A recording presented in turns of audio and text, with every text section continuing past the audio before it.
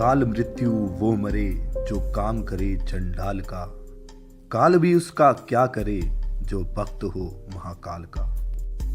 हम मिलकर जानेंगे क्यों कहा जाता है भगवान शिव को कालों का काल महाकाल। हम लेकर चलेंगे आपको उज्जैन के महाकाल मंदिर में।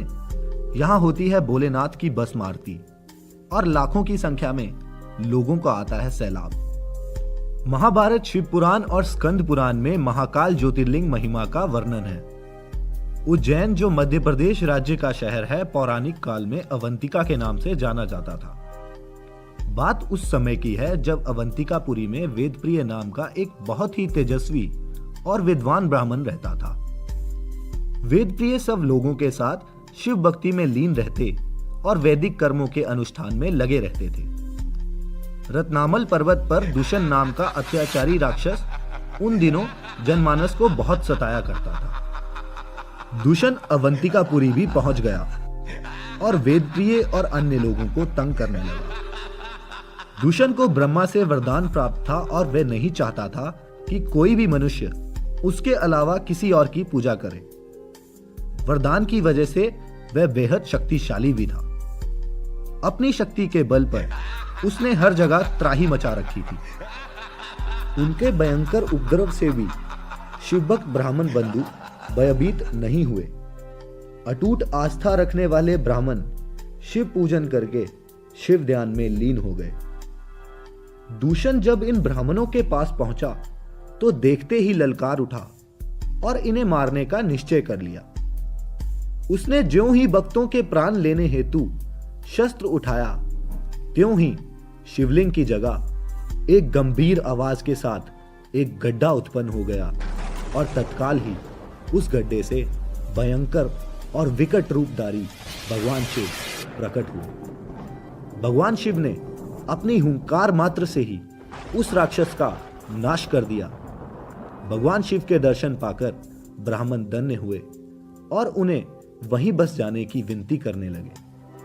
भक्तों की आस्था से प्रसन्न होकर भोलेनाथ ने ज्योतिर्लिंग का रूप धारण किया, जो विश्व भर में महाकाल के नाम से विख्यात हुआ। यही कारण है दोस्तों कि भगवान शिव को महाकाल के नाम से भी पूजा जाता है।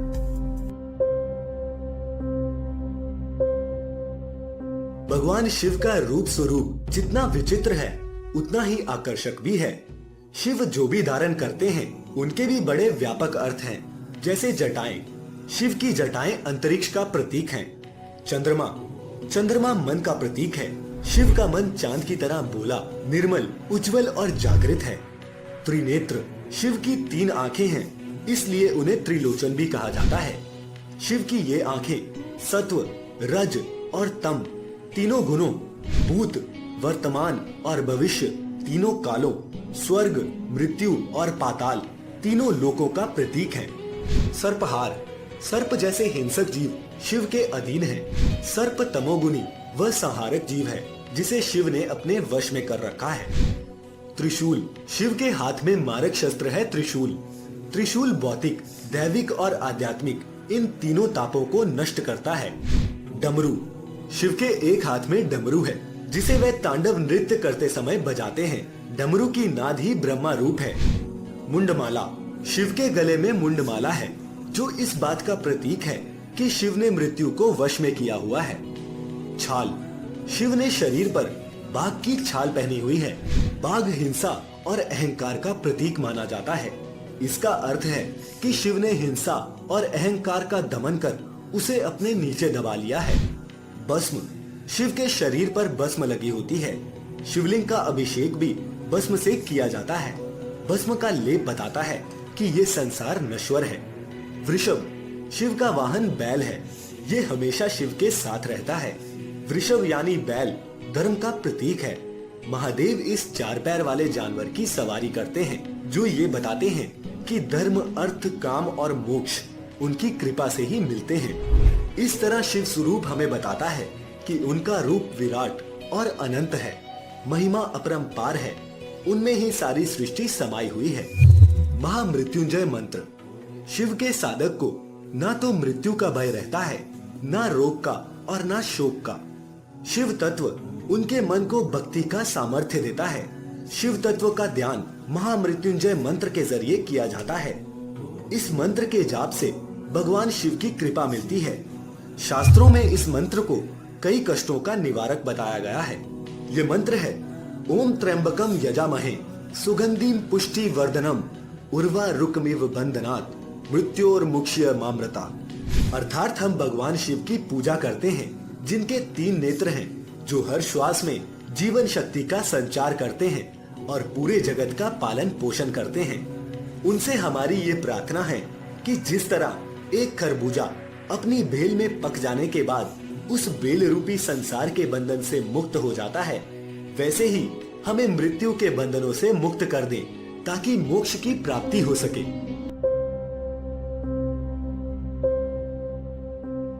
शिव विवाह कोई साधारण विवाह नहीं था। प्रेम, समर्पण और तप की परिणति था शिव विवाह। दुनिया की बड़ी से बड़ी लव स्टोरी इस कहानी के आगे फेल है। जितनी नाटकीयता और उतार चढ़ाव इस प्रेम कहानी में है, वो दुनिया की सबसे बड़ी हिट रोमांटिक फिल्म में भी नहीं होंगी। ये कहानी एक जन्म की नहीं, पार्वती पिछले जन्म में भी शिव की पत्नी थी। तब उनका नाम सती था और वह प्रजापति दक्ष की बेटी थी। परम प्रतापी राजा दक्ष ने जानबूझकर अपने दामाद शिव को अपमानित किया, जिससे आहत होकर सती हवन कुंड में कूद गई। सती के वियोग में शिव ने विरक्ति का भाव भर दिया और वे तपस्या में लीन हो गए। उधर शिव को फिर से हासिल करने के लिए सती ने पार्वती बनकर हिमालय के घर में जन्म लिया। देवताओं ने शिव का ध्यान भंग करने के लिए जब कामदेव को भेजा तो शिव ने उन्हें भस्म कर दिया, लेकिन पार्वती ने शिव को प्राप्त करने के लिए तप जारी रखा। आखिरकार बाबा भोलेनाथ को पिघलना पड़ा और वे नंदी पर सवार होकर नंगे बदन पर बबूत मले बड़े ठाठ से बारात लेकर आए। बारातियों की शक्ल में थे नाचते गाते गण, यानी अनगिनत भूत पिशाच। दुनिया के तमाम पशु पक्षियों को लेकर कीड़े मकोड़े तक इस बारात में नुमाइंदगी कर रहे थे। आखिर वो पशुपति नाथ यानी समस्त पशुओं के देवता शिव का विवाह जो था, शिवजी से विवाह करके पार्वती उनके साथ कैलाश चली गई और इस तरह 2 जन्मों से चल रही एक प्रेम कहानी की हैप्पी एंडिंग हुई। शिव जैसी उदारता दुनिया के किसी और देवी देवता में विरल है। शिव को आशुतोष कहते हैं, जानी तुरंत प्रसन्न हो जाने वाला। जब भी कोई राक्षस तपस्या में जुटता था, इंद्र के कान खड़े हो जाते थे।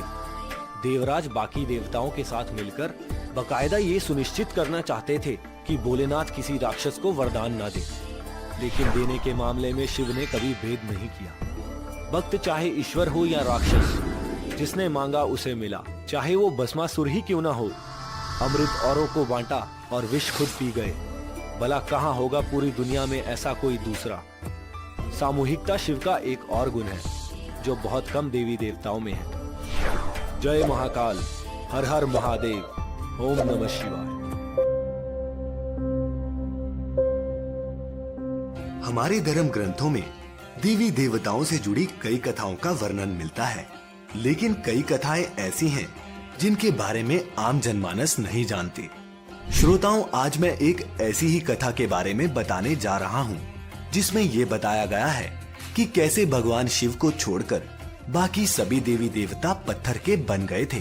कथा के अनुसार त्रिपुरा में आज भी उन्नाकोटी नाम की जगह पर सभी देवी देवताओं की पत्थर से बनी मूर्तियां मौजूद हैं।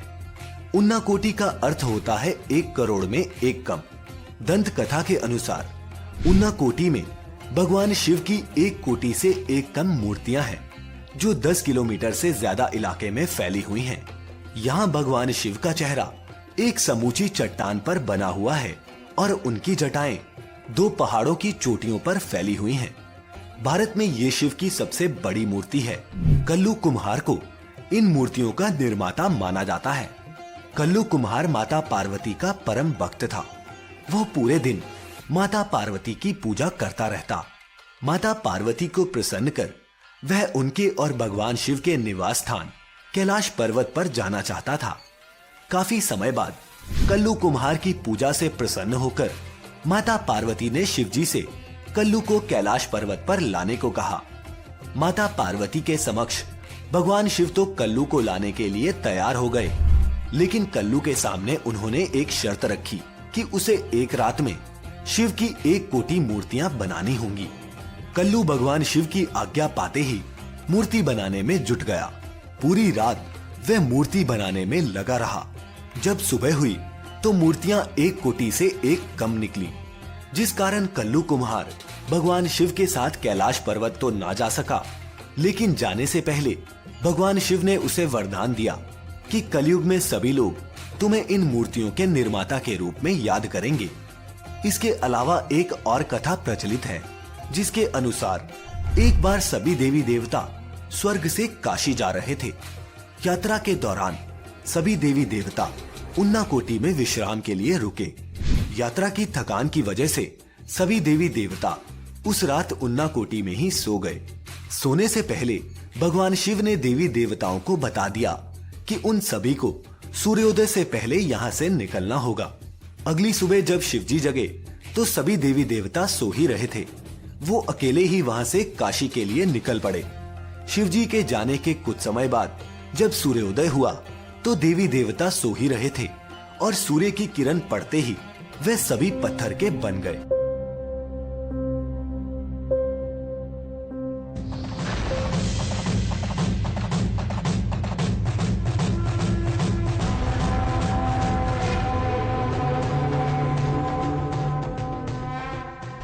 आज हम भोलेनाथ की ऐसी गुफा के बारे में बताएंगे। यहाँ छिपा है कलयुग के अंत का रहस्य।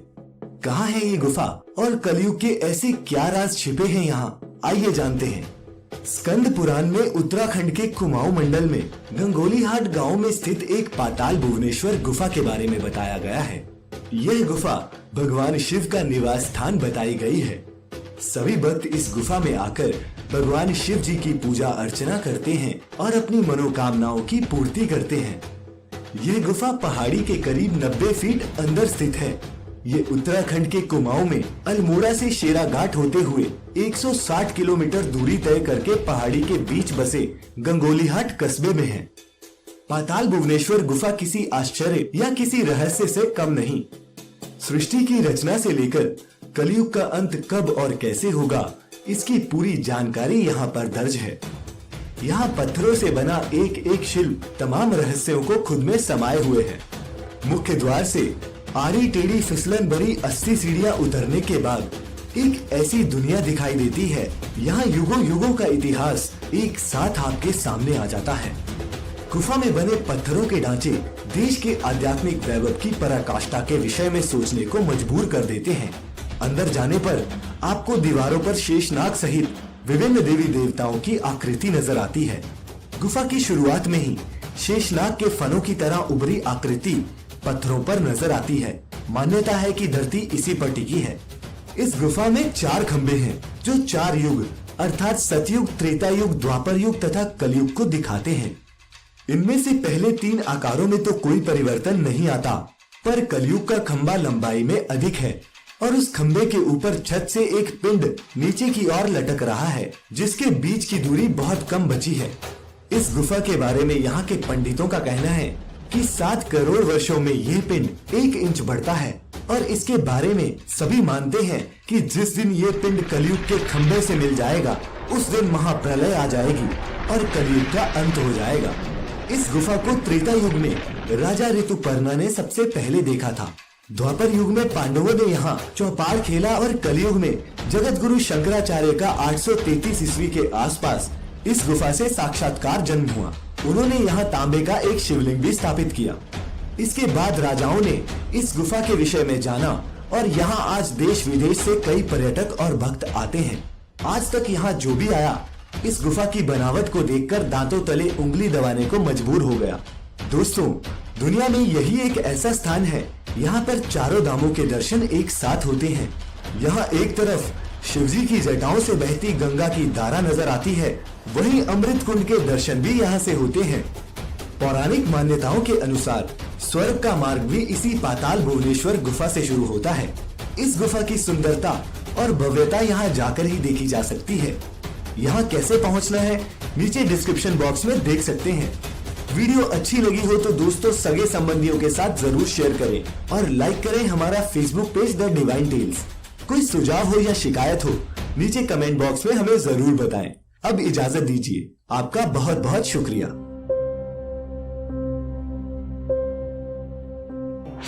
परम शक्तिशाली, परम ज्ञानी तथा संसार के संहारकर्ता देवादिदेव महादेव शिव की उपासना प्राचीन काल से होती आ रही है। चेहरे पर क्रोध एवं तेज, जटाओं में गंगा तथा हाथ में त्रिशूल महादेव शिव की दैवीय शक्ति का वर्णन करते हैं। शिव जी का त्रिशूल एक अत्यंत महत्वपूर्ण शस्त्र कहा जाता है। इसे पवित्रता एवं शुभ कर्म के प्रतीक के रूप में भी जाना जाता है। तो आइए आज की कड़ी में जानते हैं शिव त्रिशूल का महत्व। शिव का अर्थ है कल्याण स्वरूप। शांत मुद्रा में खड़े महादेव शिव के हाथों में त्रिशूल कोई संहार करने वाला शस्त्र नहीं, अपितु आध्यात्मिक जीवन के 3 मूल आयाम इड़ा, पिंगला तथा सुषुम्ना नाड़ी का प्रतीक है। मानव शरीर में प्राणों को ऊर्जा प्रदान करने वाले मूल स्रोत ये 3 नाड़ियां ही हैं। इन्हीं के द्वारा पूर्ण मानव शरीर में प्राण वायु का संचार होता है। साधारण दृष्टि से देखा जाए तो एक मनुष्य केवल इड़ा और पिंगला द्वारा प्रदान की गई ऊर्जा पर ही निर्भर होकर जीवन व्यतीत करता है और भौतिक जीवन का ही आनंद लेना चाहता है। इसी कारण आध्यात्मिक दृष्टि से मनुष्य दुर्बल होता है, मन अशांत और असंतुष्ट रहता है और अध्यात्म का आनंद ही नहीं ले पाता, जो कि मनुष्य का धर्म है। सुषुम्ना नाड़ी का आध्यात्मिक दृष्टि से बहुत अधिक महत्व है। सुषुम्ना अर्थात सरस्वती नाड़ी हमारे शरीर का एक महत्वपूर्ण भाग है।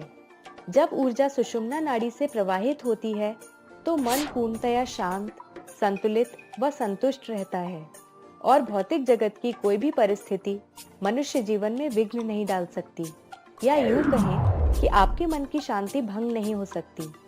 महादेव शिव को आदि योगी इसीलिए कहा जाता है क्योंकि शिव जी ने प्राणिक ऊर्जा को सुषुम्ना नाड़ी से प्रवाहित करके सहस्रार चक्र में स्थापित किया, जिससे उन्होंने अपनी कुंडलिनी जागृत कर ली थी। तो मित्रों, यह था शिव जी के त्रिशूल का महत्व। हिंदू धर्म में भगवान शिव को त्रिदेवों में गिना जाता है। भगवान शिव को कोई रुद्र तो कोई भोलेनाथ के नाम से पुकारता है। माना जाता है कि भगवान शिव अपने भक्तों की भक्ति मात्र से प्रसन्न हो जाते हैं। भगवान शिव को उनके सीधे और सरल स्वभाव के कारण ही भोलेनाथ कहा जाता है। वहीं अपने सरल स्वभाव से परे भगवान शिव अपने रौद्र रूप और क्रोध के लिए भी जाने जाते हैं।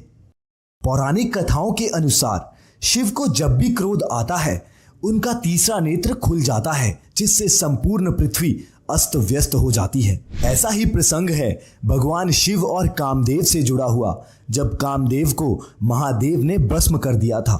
जब दक्ष प्रजापति ने महायज्ञ में भगवान शिव और अपनी पुत्री सती को छोड़कर सारे देवताओं को आमंत्रित किया, तो देवी सती अपने पति महादेव का यह तिरस्कार सहन नहीं कर पाती और यज्ञ वेदी में कूदकर आत्मदाह कर लेती है। जब ये बात शिवजी को पता चलती है तो वो अपने तांडव से पूरी सृष्टि में हाहाकार मचा देते हैं। इससे व्याकुल सारे देवता भगवान शिव को समझाने कैलाश पहुंचते हैं। महादेव देवताओं के समझाने पर शांत तो हो जाते हैं, लेकिन परम शांति के लिए गंगा तमसा के पवित्र संगम पर आकर समाधि में लीन हो जाते हैं।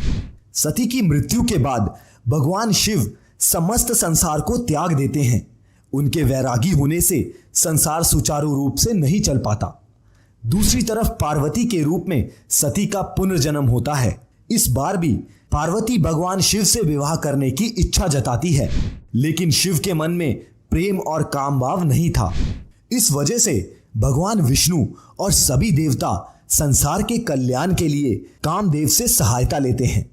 अपनी पत्नी देवी रति के साथ मिलकर कामदेव शिव के भीतर छुपा काम भाव जगाने में जुट जाते हैं। कामदेव अपने अनेक प्रयत्नों के द्वारा महादेव को ध्यान से जगाने का प्रयास करते हैं, जिसमें अप्सराओं के नृत्य इत्यादि शामिल होते हैं, पर महादेव भोलेनाथ के आगे ये सब प्रयास विफल हो जाते हैं। अंत में कामदेव स्वयं भोलेनाथ को जगाने के लिए खुद को आम के पेड़ के पीछे छुपाकर शिवजी पर पुष्पबाण चलाते हैं। पुष्पबाण सीधे भगवान शिव के हृदय में लगता है और उनकी समाधि टूट जाती है। अपनी समाधि टूट जाने से भगवान शिव बहुत क्रोधित होते हैं और आम के पेड़ के पीछे खड़े कामदेव को अपने त्रिनेत्र से जलाकर भस्म कर देते हैं।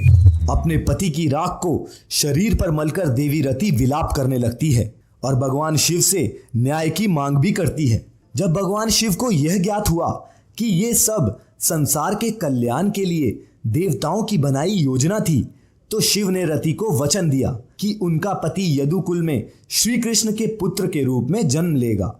बाद में कामदेव श्री कृष्ण के पुत्र प्रद्युम्न के रूप में पैदा होते हैं और देवी रति से उनका मिलन भी हो जाता है। तो श्रोताओं, ये था प्रसंग भगवान शिव का कामदेव को भस्म करने का। उम्मीद करते हैं हमारी वीडियोस आपको पसंद आ रही होंगी।